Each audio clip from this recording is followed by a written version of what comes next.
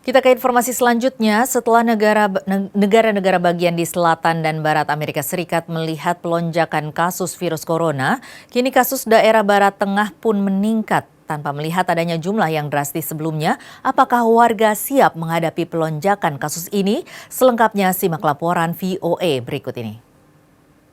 Pelonjakan kasus positif virus corona di Amerika kini beralih ke daerah Midwest atau barat tengah. Is that we're starting to see in Ohio, Kentucky, Tennessee, Indiana, that inkling of a percent increase of cases that are positive. That's a warning sign that you might be seeing a surge.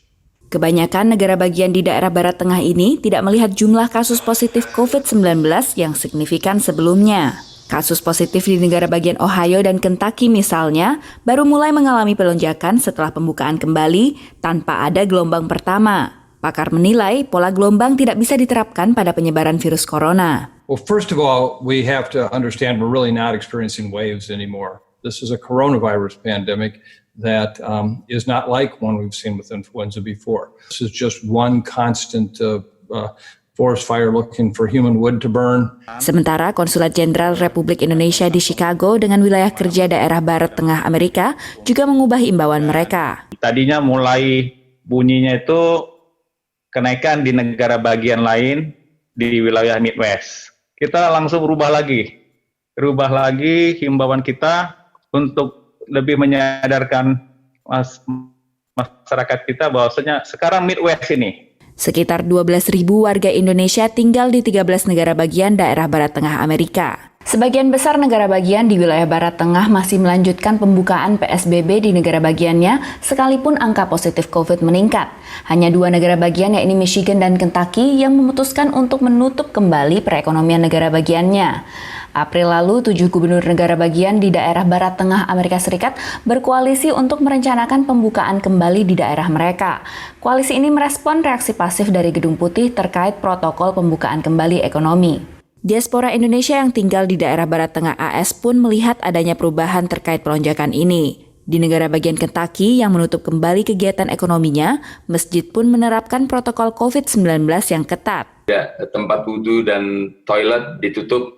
Jadi orang harus wudhu dari rumah, harus membawa prayer sajadah sendiri. Kami punya protokol sendiri juga bahwa orang yang lebih dari tua dari 65 tahun atau lebih muda dari 13 tahun tidak diperkenankan untuk ikut kegiatan di masjid.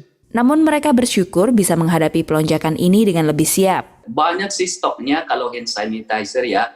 Masker juga saya lihat sudah tersedia. Tidak kayak dulu saya tanya masker nggak ada gitu kan sekitar 2 bulan yang lalu, tapi barusan saya lihat sudah tersedia Mbak.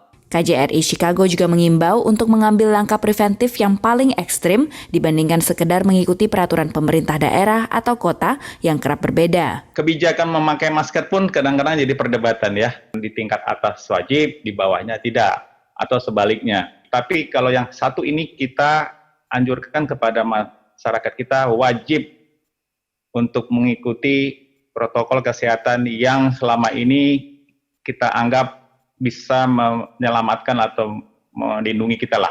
Sedikitnya 34 negara bagian di AS dan daerah khusus ibu kota Washington DC mewajibkan warganya menggunakan masker dengan hukuman denda bagi warga yang melanggar.